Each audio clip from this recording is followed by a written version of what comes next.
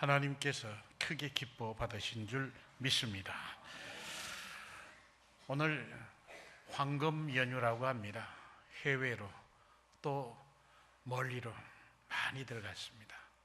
그럼에도 성수주일 하신 여러분들, 여러분의 가정에 하늘 아버지가 내리시는 놀라운 은혜와 축복이 충만하시기를 예수 그리스도의 이름으로 축원합니다. 5월은 어디를 봐도 연초록빛으로 가득합니다. 산도, 들도, 나무들도 아주 연초록빛입니다. 그리고 이 벽돌도 보면 담쟁이들이 아주 연초록 잎을 가득 채워가고 있는 모습을 봅니다. 이제 연초록빛에서 진초록빛으로 바뀌어가는 그런 시기인 것 같습니다. 어떤 이는 이 계절 중에 여왕이라 그렇게 표현하기도 했습니다. 또 한편 이 5월은 이 새 희망을 주는 어린이날, 청소년의 날이 있습니다. 그리고 어버이날도 있어서 이 5월을 가정의 달이라고도 부릅니다. 여러분 가정에 연초록 희망의 빛이 가득하고 하나님의 사랑과 은총이 가득한 그런 복된 가정들이 되시기를 간절히 기도하겠습니다. 아름답고 복된 가정이 있는가 하면 그런데 아쉽게도 불행하고 슬픈 가정이 있습니다. 저는 목회하는 동안 수많은 가정을 보아왔습니다. 신방도 했습니다. 그래서 가정의 웬만한 사연들은 듣고 알고 그리고 그 가정을 위해서 기도하고 신방을 통해서 그 가정에 꼭 필요하겠다고 생각되는 말씀을 기도하는 중에 얻고 증언하곤 했습니다. 그런데 정말 부러운 아름답고 복된 가정이 있는가 하면 불행하고 슬픔과 아픔이 있는 그런 가정, 온 가족이 뿔뿔이 헤어진 그런 가정들이 있는 것도 보았습니다. 이제 저는 목사로서 이 주례도 많이 했습니다. 주례를 하는데 농촌 지역의 결혼, 도시 지역, 그리고 오늘 우리 성호교회에서도 주례를 많이 했습니다만은 같은 신앙을 가지고 같은 목사의 주례를 받고 또 교우들의 축하를 받으며 행복한 출발을 했는데 왜 어느 가정은 행복하고 왜 어떤 가정은 불행한가 하는 것을 생각해 보았습니다. 하나님은 가정을 통해서 복 주시고 창조의 섭리를 펴시는 분이십니다. 하나님께서는 차별 없이 모든 사람, 모든 가정, 모든 부부에게 정말 넘치는 은혜와 축복을 주시기를 원하십니다. 그리고 축복을 준비하셨습니다. 하나님께서는 모든 것을 부어주실 준비를 하고 계십니다. 그런데 어떤 이는 그 복을 받고도 복을 팽개치고 복을 저버리는 사람이 있는가 하면 어떤 이는 복을 받을 만한 그릇을 준비해서 복을 받지 못하는 그런 경우도 봅니다. 하나님께서는 정말 사람 한 사람을 사랑하실 뿐만 아니라 한 가정 한 가정을 귀히 여기시고 복 주시기를 원하시고 창조의 섭리를 가정을 통해서 펼쳐 나가시는데 우리 사람들이 어리석어서 그 복을 누리지 못한다고 하면 불행한 가정을 만든다면 아픔이 있고 슬픔이 있고 고통이 있는 그런 가정을 만들어 간다고 하면 얼마나 딱한 일이겠습니까? 창세기 2장 14절과 24절에 보면 사람이 홀로 사는 것이 좋지 않다 하시고 그를 위하여 돕는 배표를 지으셨다 하셨습니다. 남자가 부모를 떠나 그의 아내와 합하여 둘이 한 몸을 이룰지니라. 하나님께서는 이 가정의 제도를 세우셨습니다. 이 가정을 통해서 복을 내리시는 것입니다. 예수님도 가정의 질서와 결혼의 제도를 강조하셨습니다.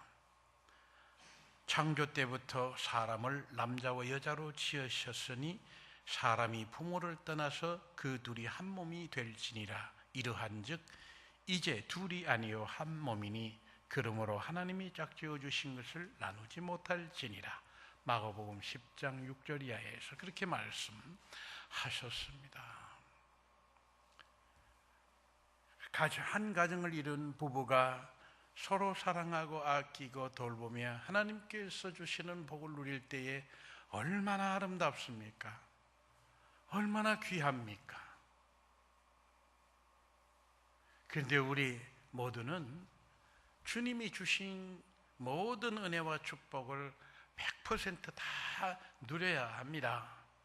그런데 잘해봐야 기껏 한 5, 60% 누리고 그저 10%, 20% 누리고 오히려 마이너스로 누리고 그렇게 산다고 하면 딱한 일이겠죠.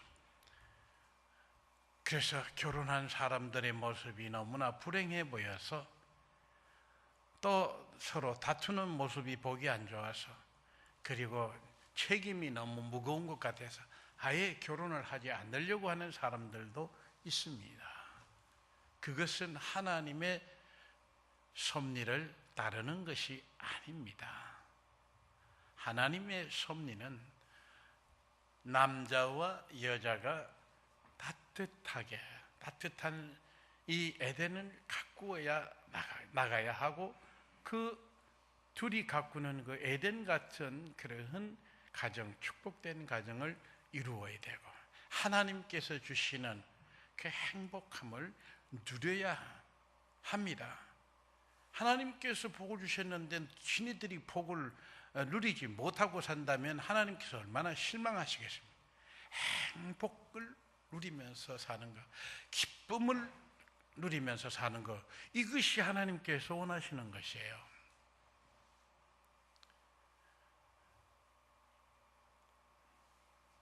자, 그렇기 때문에 오늘 우리는 결혼은 안 하겠다고 생각하는 사람이 많아지는 것은 그것은 이 세상의 모든 제도나 관습이나 잘못된 풍조가 사람들로 하여금 그런 생각을 갖게 했지 하나님은 그렇게 하시지 않았다고 하는 점을 분명히 알고 우리의 삶 속에서 하나님께서 정해주신 이 결혼의 제도, 신선하고 거룩하고 축복된 이 제도를 잘 받아들이고 그것을 우리의 삶 속에 적용하도록 해야 한다는 것을 마음에 새기시기 바랍니다.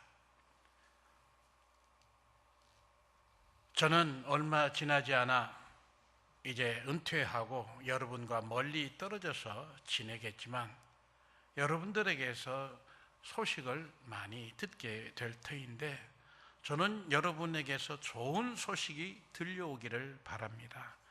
여러분의 각 가정에서 행복한 소식, 좋은 소식이 들려오면 얼마나 기쁘겠습니까? 하나님께서 그렇게 기뻐하시겠죠. 저도 그렇게 기뻐할 것인데 여러분 모두 정말 축복된 가정으로 자랑스러운 성호교회 교인들로 그렇게 살아가시기를 늘 저는 기도하겠습니다.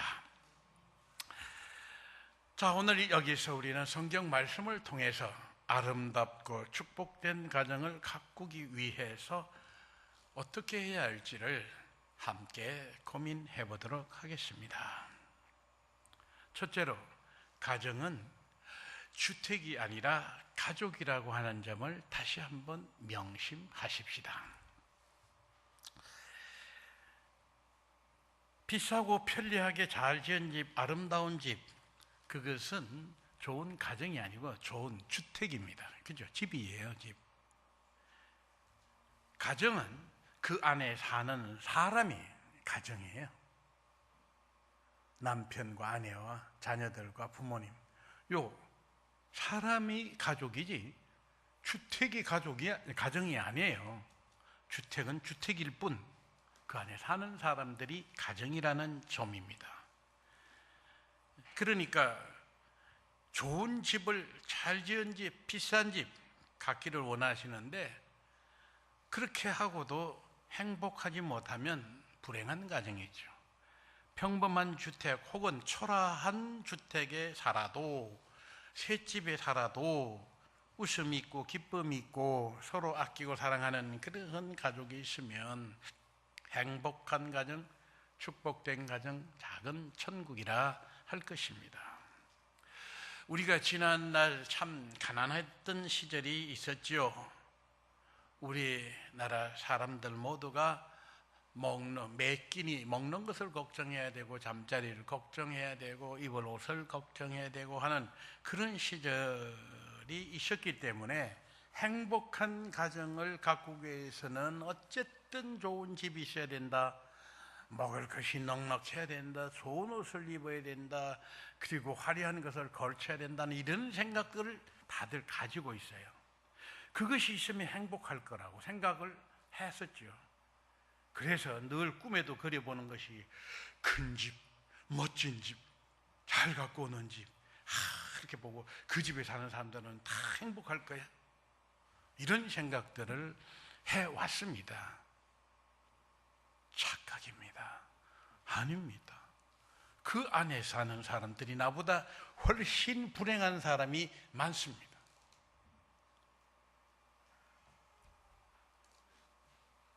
아름답고 축복된 가정을 가꾸는 일은 주택에서 비롯되는 것이 아니라 가족 한 사람 한 사람에게서 축복된 가정이 만들어진다고 하는 사실을 잊어서는 안 되겠습니다. 그렇습니다. 가정은 주택이 아니라 가족입니다. 두 번째로, 주님을 모신 가정이어야 한다고 하는 사실입니다. 주님을 모신 가정일 때 온전히 서로를 사랑하고 서로를 존중하고 서로를 귀히 여기는 사람들이 될 수 있다고 하는 점입니다. 주님을 모시지 않는 사람, 마음에 모시지 않고 가정에 모시지 않는 사람이 다른 사람을 사랑하고 존중한다고 하는 것은 사실은 껍데기인 것, 흉내만 내는 것 뿐일 수 있습니다. 대부분 심히 다투는 부부들을 보면 자존심 때문에 싸웁니다. 상처를 서로 주고받고 다툽니다. 누가 더 잘났느냐, 누가 이 집의 주인이냐, 누가 이 집안을 위해서 수고하느냐, 능력이 있냐, 너 집안은 어쩌고 내 집안은 어떻고 배운 것이 어떻고 누가 더 많이 벌어오느냐, 뭐 이런 것 때문에 자존심 상하고 상처 주고, 그리고 자기가 윗사람이라고 생각하고 자기가 상대를 억눌러도 된다고 생각하고, 이런 아주 차원이 낮은 이런 것 가지고 쓸데없이 다투는 그런 경우가 많이 있습니다. 그런데 우리가 알아야 할 것은 그리스도 안에서는 차별이 없다고 하는 점입니다. 여러분, 세상적으로는 어떨런지 모르지만 우리가 예수 그리스도를 믿을진데 예수 그리스도 안에서는 차별이 있을 수가 없습니다. 사람을 차별하는 사람은 어떠한 유를 놓고 차별하든지 차별하는 사람은 그는 그 안에 주님이 없다 해도 옳은 말씀일 겁니다. 차별하는 사람 신자가 아니다 라고 할 수 있습니다. 신자의 입에서요, 사람 차별하는 말이 나오면 이미 신자가 아니라는 그런 말씀입니다. 갈라디아서 3장 28절에 너희 중에 유대인이나 헬라인이나 종이나 자유인이나 남자나 여자나 다 그리스도 예수 안에서 하나이니라. 그리스도 예수가 없는 가정, 그리스도 예수가 없는 마음을 가진 사람은 사람을 반드시 차별합니다. 그러나 예수를 믿는 사람, 예수 그리스도를 모신 심령마다 어떤 경우에도 사람을 차별하지 않고 가족 간에도 서로 차별하거나 자존심 싸움을 하지 않습니다. 여러분, 나는 예수를 잘 믿는데 서로 자존심 싸움으로 부부가 다퉜다고 하면 잠시 주님을 문 밖으로 밀어내선 때라, 이렇게 생각하시면 맞을 것 같습니다. 자, 여기서 오늘 우리 성경 본문 말씀을 잠시 살펴보면서 우리가 성경 말씀을 오해해서는 안 될 부분에 대해서 생각해 보도록 하십니다. 여기 아내들이여 자기 남편에게 복종하기를 주께 하듯 하라 하는 에베소 5장 22절 말씀, 이 말씀을 그 토막만 놓고 보면 남편들이 으쓱하고 좋아하고 아내를 얕볼 수 있는 그런 구절로 생각하기가 쉽습니다. 그러나 조금 뒤에 가면 남편들이여 아내 사랑하기를 그리스도께서 교회를 사랑하시고 그 교회를 위하여 자신을 내어 주심같이 하라, 이 말씀엔 멈칫하게 될 것이며, 아내 사랑하기를 자기 자신같이 하라, 아내를 사랑하는 것이 자기 자신을 사랑하는 것이냐는 이 말씀에 머리가 숙여질 것입니다.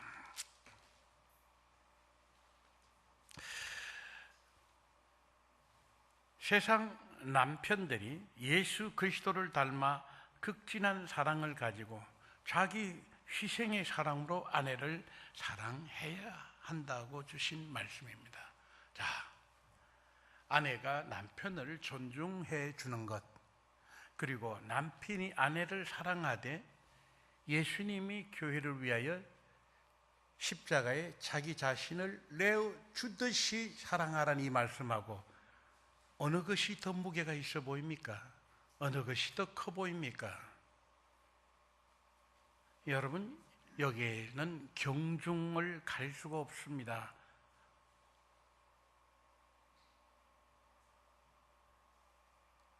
우리는 알아야 합니다. 남편이 아내 사랑하는 것과 아내가 남편 사랑하고 하는 것, 이것에서 서로 더해야 되고 덜 해야 되고 하는 차이가 있을 수 없다고 하는 점입니다. 똑같이 서로 사랑해야 되는데, 남편과 아내에게 주시는 말씀의 결론은 5장 33절에 너희도 각각 자기 아내 사랑하기를 자신같이 하고 아내도 자기 남편을 존경하라, 결론적으로 이렇게 말씀하고 있습니다. 그러나 옛 생활, 옛 관습에 이 몸에 배신 분들은 좀 더 그리스도 안에 마음을 열고 부부 사이에, 그리고 부모와 자식 사이의 모든 관계를 새롭게 하시기를 바랍니다. 전에도 제가 말씀드린 적이 있습니다. 우리 권사님 중에 이런 말씀을 하신 것 기억나시죠? 사위가 딸을 도와서 설거지하는 것을 보고 부엌 일을 도와주는 걸 보면 보기가 좋은데, 그림이 좋은데, 내 아들이 며느리 설거지하는 거 도와주는 꼴을 못 보겠더라고, 솔직하게 말씀해 주셨어요. 그게 이제 우리가 몸에 밴 거예요. 오랫동안 우리가 전통적으로 남자는 부엌 일을 해서는 안 되고 여자가 부엌 일을 하는 거야, 뭐 저건 이런 생각이 들었죠. 또 다른 한 분은 또 이런 말씀을 하셨어요. 사위가 딸을 도와서 설거지하는 것을 이렇게 봤습니다. 또 나갈 때 사위가 그 쓰레기를 쓰레기 분리돼 있잖아요. 그거 이제 나가는 길에 나가다 버리는 걸 보았습니다. 사위가 딸을 돕기 위해서 남편이 아내가 힘들 테니까 이 정도는 내가 도와줘야지라고 도와줬는데, 친정어머니가 딸을 나무라면서 내가 너를 이렇게 가르치지 않는데 왜 남자의 체면을 이렇게 구기느냐, 그렇게 이야기를 하더라는 겁니다. 자, 사위가 딸을 도와주는 것은 좋고 내 아들이 며느리 도와주는 건 싫은 것도 조금 생각을 바꾸셔야겠고, 사위가 딸을 도와주고 설거지 거들어주고 나가는 길에 쓰레기 버리는 것을 전혀 해서는 안 될 일을 한 것처럼 깜짝 놀라는 친정어머니도 조금 생각을 바꾸어야 할 것 같습니다. 남자의 역할과 여자의 역할, 할 일이 고정되어 있는 것이 아닙니다. 서로 존중하고 서로 아끼고 사랑하면 서로 살펴서 힘든 일이 있으면 서로 돕는 것이 옳습니다. 남편이 출근해서 일하고 아내가 가사 일만 맡은 그런 가정인 것 같으면 밖에 나가서 일하고 들어온 남편이 집안에서는 좀 편히 쉬도록 당신은 조금 쉬시오. 내가 집안일은 하겠소. 라고 하는 것이 맞습니다. 그렇지만 집안일을 맡은 아내가 몹시 힘든 일이 겹쳐 있습니다. 또 몸이 아픕니다. 그러면 아내가 너무 힘들면 도와주는 일이 맞는 것이지요.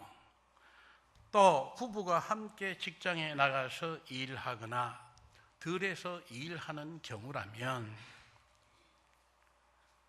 똑같이 일하고 들어와서 똑같이 피곤한데 누구는 덜렁 누워있고 누구는 가서 밥 해오고 그렇게 모양이 되겠습니까? 들에서 똑같이 일하다가 집으로 돌아왔는데 남편이 힘들다고 씻고 들어 누워있고 아내는 그제서 새로 또 가서 밥을 하고 빨래를 하고 하는 것이 옳겠습니까? 함께 들에서 일하다가도 당신은 집에 가서 또 음식을 준비해야 되고 할 일이 있으니 이쯤에서 먼저 가시오. 나머지는 내가 일을 하고 들어가리라. 뭐 이렇게 하는 것이 맞지요.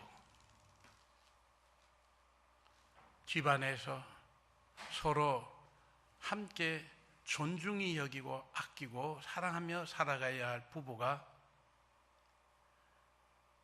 서로를 아끼고 사랑하고 서로가 힘들고 어려운 줄을 혹은 아픈 줄을 몰라주고 무리하게 내게 대한 서비스만 요구를 한다고 하면 그것은 사람의 도리가 아니죠.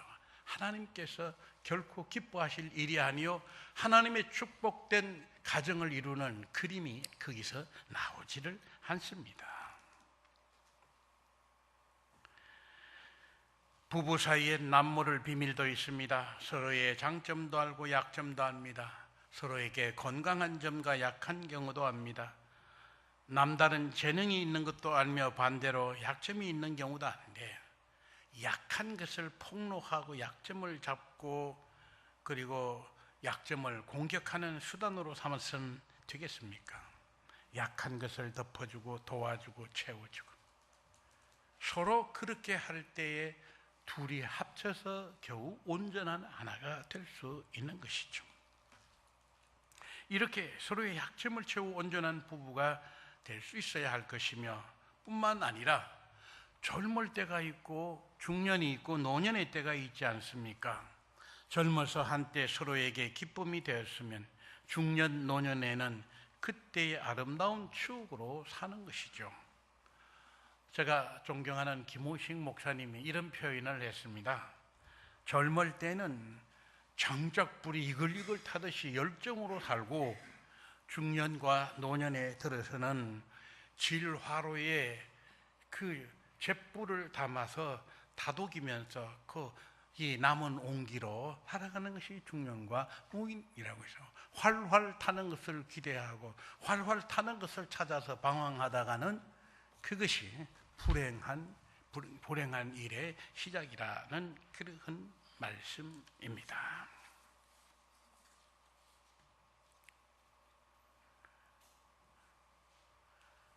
또 오늘 말씀에서 부모와 자녀의 관계를 말씀해 주셨습니다. 가정은 부부와 자녀들입니다. 하나님의 예정과 섭리를 따라 부부가 가정을 이룹니다. 하나님은 이 부부를 통해 하늘의 신비한 기쁨과 복을 누리도록 하셨습니다. 또 하나님은 놀라운 축복을 내려주시되 새 생명을 부부에게 주십니다. 성경은 사람의 인생도 하나님께서 주신 것이라 하셨고 자녀를 주심도 하나님이 주시는 축복이요 그리고 너 인생도 내 것이고 너 자녀들의 인생도 내 것이라 하셨습니다. 결코 이 세상이 우리 생명이 내 것이 아니고 또 우리 자녀들도 내 것이 아닙니다. 내 소유가 아닙니다.